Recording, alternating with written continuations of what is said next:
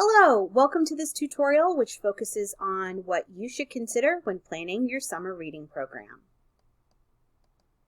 My name is Beth Yates and I'm the Children's Consultant at the Indiana State Library in our Professional Development Office. Let's start with the question of what summer reading is. There's sometimes confusion about the difference between reading programs and all the other programs that a library might host. Reading programs, the most famous of which is summer reading, are overarching programs that last several weeks and encourage children and adults to read or complete other activities for incentives or prizes. That's as opposed to regular library programs, which are individual events that the library hosts, usually one time or in a series, like story times, craft programs, book discussion clubs, and things like that.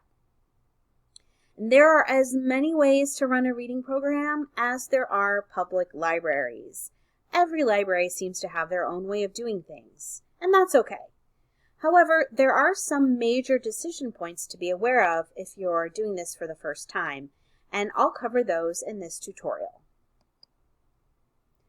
For Indiana libraries, heads up that the Indiana Code just says that a library system shall offer a children's reading program for a minimum of 6 weeks at each fixed location annually.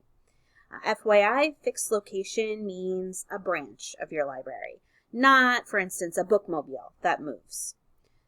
They removed the word summer when they updated the code a few years ago, and this was to free libraries up to offer the program whenever works for them.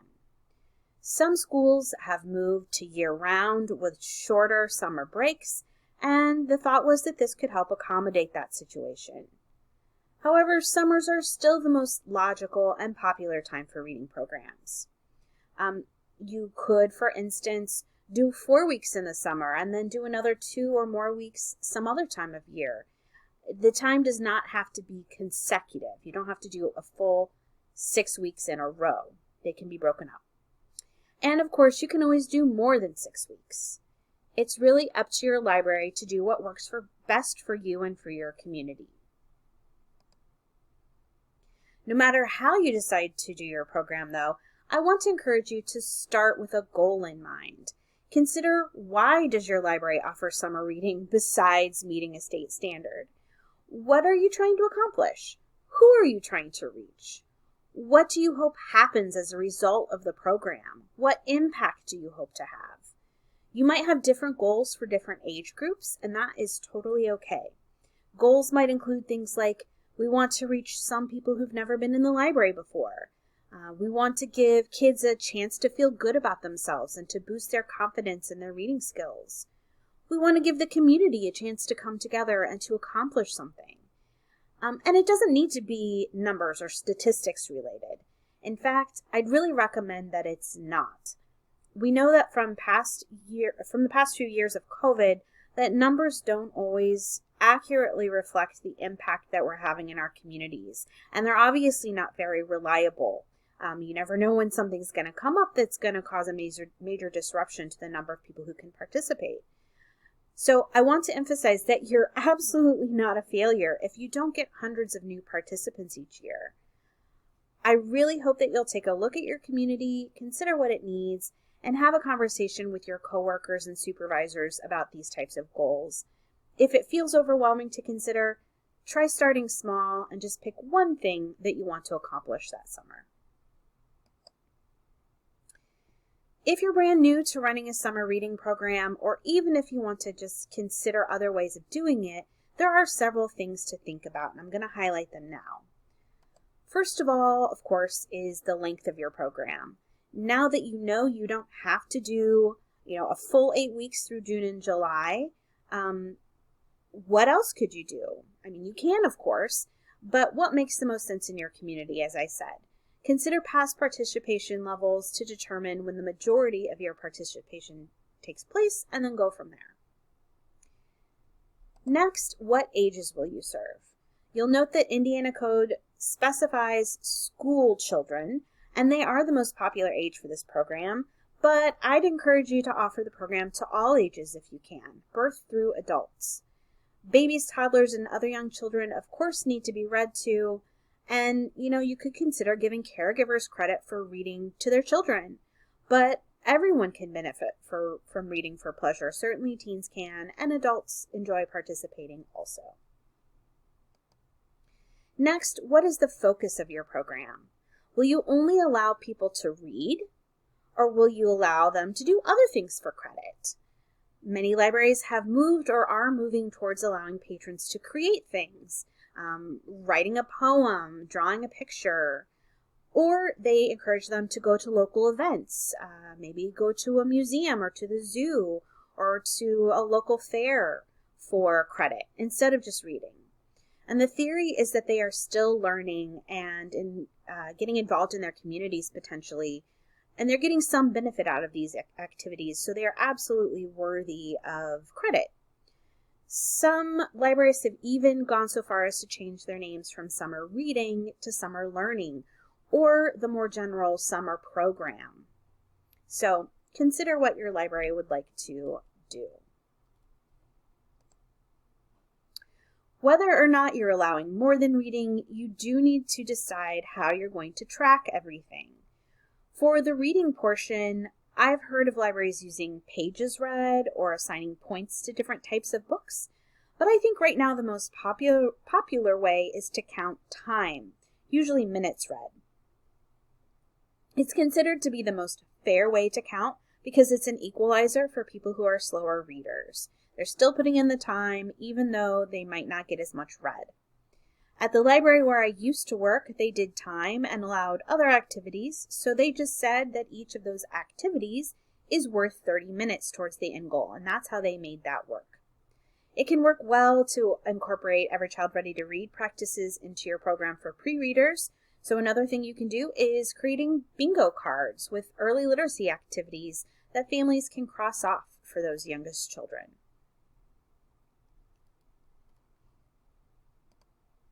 Connected to all of this is completion goals, or your end goal. We discussed how the library should have a goal for the program, and this is a little different, although still connected. This is how much do they need to read or do in order to complete the program. I've seen this very widely also. If your overall goal for the program is to encourage and empower your community to read and participate, then you might want to consider making the goal something that is somewhat easy to achieve so that more people can be successful. Some libraries even let patrons set their own goals. Again, it depends what your library wants to accomplish via the program. The next question is, how will patrons track participation? Is it better to offer an online platform like Beanstack, for instance? Or should you just use paper trackers? What is the best option for your library and community? Some go online only, some paper only, some do a combination.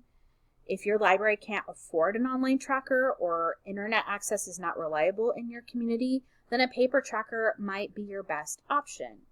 And while online can work well in some areas and can offer benefits like the ability to run reports, in others it may be more trouble than it's worth. Finally, what do you offer as prizes? Traditionally, libraries often give out small prizes for hitting benchmarks and often a larger prize or even a book for finishing the program. But in recent years, many have moved away from the smaller, quote-unquote, trinket prizes. I've heard of libraries giving away entries in a prize drawing for larger prizes like tickets to the zoo or a theme park, or a prize basket of some type. My favorites have been community prizes, though. Participants earn the right to vote for one larger community prize at the end, and the library uses the money that they would have spent on prizes to pay for that larger thing. For instance, they might install a story walk near the library or in a local park, or they might start a video game collection. It's based on what their community might want or need. One more note for Indiana libraries.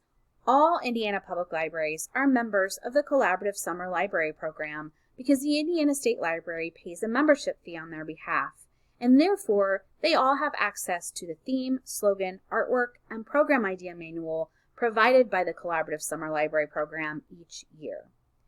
Now, if you aren't familiar with them, CSLP is the organization that comes up with a common theme every year, such as All Together Now or Oceans of Possibilities, and CSLP is a nonprofit that is run almost completely by volunteers. Those volunteers may be state reps who usually work at state libraries, like me, as well as public librarians across the U.S. We operate by committee, so there's an art committee, a vendor committee, a manual committee, and on and on.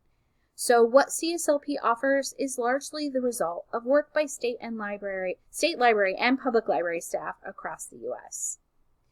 If you're using the CSLP theme and you need program ideas, please don't forget to take a look at the manual. It is a wealth of themed program ideas. It also contains sections at the front of the manual with further information to consider when planning your reading program. And if you aren't sure how to get access to the manual, you can contact me, Beth Yates. This concludes the What to Consider When Planning Summer Reading tutorial. I hope this info has been helpful for you. Thanks.